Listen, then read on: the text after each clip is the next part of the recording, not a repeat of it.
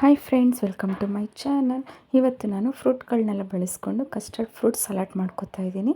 ಅದಕ್ಕೆ ಏನೆಲ್ಲ ಬೇಕು ಅಂತೇಳಿ ನೋಡ್ಕೊಂಬರೋಣ ಬನ್ನಿ.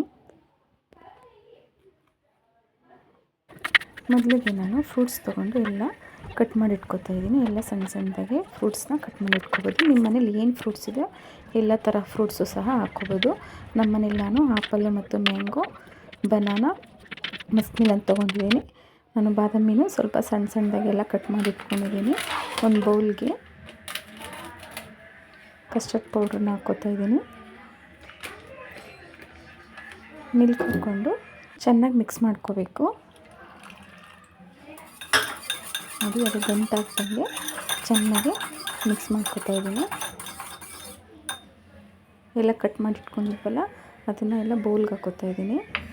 ಬಾದಾಮಿ, ಆ್ಯಪಲ್, ಮ್ಯಾಂಗೋ,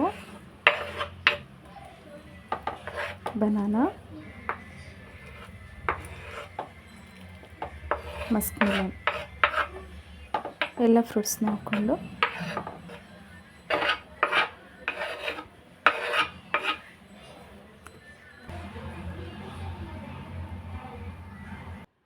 ಈಗ ಬೌಲ್ಗೆ ಹಾಲು ಕಾಯಿಸಿಟ್ಟಿದ್ದೀನಿ. ನೋಡಿ, ಹಾಲು ಚೆನ್ನಾಗಿ ಕಾಯ್ದಿದೆ. ಅದಕ್ಕೆ ಕಲಸಿಟ್ಕೊಂಡಿದ್ವಲ್ಲ ಕಸ್ಟರ್ಡು, ಅದನ್ನು ಹಾಕೋತಾ ಇದ್ದೀನಿ. ಹಾಕಿ ಚೆನ್ನಾಗಿ ಮಿಕ್ಸ್ ಮಾಡ್ಕೊಬೇಕು. ನೋಡಿ, ಈ ಥರ ಚೆನ್ನಾಗಿ ಮಿಕ್ಸ್ ಮಾಡ್ಕೊಳ್ಳಿ. ಒಂದು 2 ರಿಂದ 3 ನಿಮಿಷ ಮಿಕ್ಸ್ ಮಾಡ್ಕೊಂಡ್ರೆ ಸಾಕು.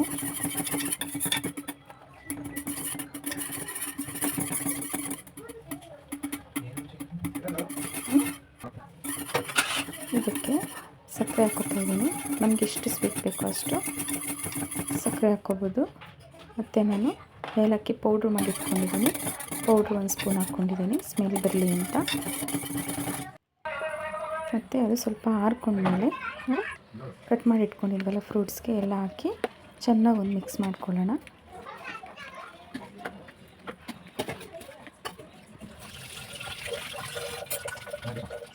ನೋಡಿ, ನಾನು ದಾಳಿಂಬೆ ಹಣ್ಣು ಮತ್ತು ಗ್ರೇಪ್ಸ್ದು ಸಹ ಹಾಕೋತಾ ಇದ್ದೀನಿ. ನಮ್ಗೆ ಏನೇನು ಫ್ರೂಟ್ಸ್ ಇಷ್ಟನೋ ಆ ಫ್ರೂಟ್ಸ್ ಎಲ್ಲ ಹಾಕ್ಕೋಬೋದು. ನೋಡಿ, ಎಲ್ಲ ಫ್ರೂಟ್ಸು ಈ ಥರ ಎಲ್ಲ ಸಪ್ರೇಟ್ ಮಾಡಿ ಗ್ರೇಪ್ಸು ಮತ್ತು ದಾಳಿಂಬೆ ಹಣ್ಣು ಸಹ ನಾನು ಹಾಕ್ಕೋತಾ ಇದ್ದೀನಿ. ಗ್ರೇಪ್ಸ್ನ ಕಟ್ ಮಾಡಿ ಹಾಕ್ಕೋತಾ ಇದ್ದೀನಿ. ನಮ್ಮ ಮನೇಲಿ ಮಕ್ಕಳು ತುಂಬ ಚಿಕ್ಕವರಿದ್ದಾರೆ, ಬಟ್ ಅವ್ರು ತಿನ್ನೋಕ್ಕಾಗೋದಿಲ್ಲ ಅಂತೇಳಿ ಕಟ್ ಮಾಡಿ ಹಾಕಿದ್ರೆ ಅವ್ರಿಗೂ ತಿನ್ನೋಕೆ ಈಸಿ ಆಗುತ್ತೆ ಅಂಥೇಳಿ ನಾನು ಕಟ್ ಮಾಡಿ ಹಾಕ್ಕೋತಾ ಇದ್ದೀನಿ ಅಷ್ಟೇ. ನಿಮಗೆ ಬೇಕಾದರೆ ನೀವು ಫುಲ್ ಹಾಗೇ ಹಾಕ್ಕೋಬೋದು. ನೋಡಿ, ಎಲ್ಲ ಒಂದು ಚೆನ್ನಾಗಿ ಮಿಕ್ಸ್ ಮಾಡಿ ಒಂದು 2-3 ಅವರ್ಸ್ ಆದರೂ ಫ್ರಿಜ್ಜಲ್ಲಿ ಇಟ್ಕೋಬೇಕು. ನಾನು ಫ್ರಿಜ್ಜಿಂದ ತೆಗೆದು ಸರ್ವ್ ಮಾಡ್ತಾಯಿದ್ದೀನಿ. ನೋಡಿ, ಕಸ್ಟರ್ಡು ಫ್ರೂಟ್ ಸಲಾಡ್ ತುಂಬಾ ಚೆನ್ನಾಗಿರುತ್ತೆ, ಟೇಸ್ಟಿಯಾಗಿರುತ್ತೆ ತಿನ್ನೋಕ್ಕೆ. ಮಕ್ಳಿಗೆ ಈ ಥರ ಮಾಡಿಕೊಟ್ರೆ ಫುಲ್ಲೆಲ್ಲ ಖಾಲಿ ಮಾಡ್ತಾರೆ.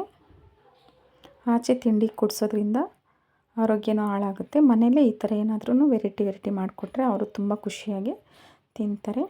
ನೀವು ಸಹ ಟ್ರೈ ಮಾಡಿ, ಹೇಗಿದೆ ಅಂತೇಳಿ ಕಾಮೆಂಟ್ ಬಾಕ್ಸಲ್ಲಿ ಒಂದು ಕಮೆಂಟ್ ತಿಳಿಸಿ. Thank you for watching.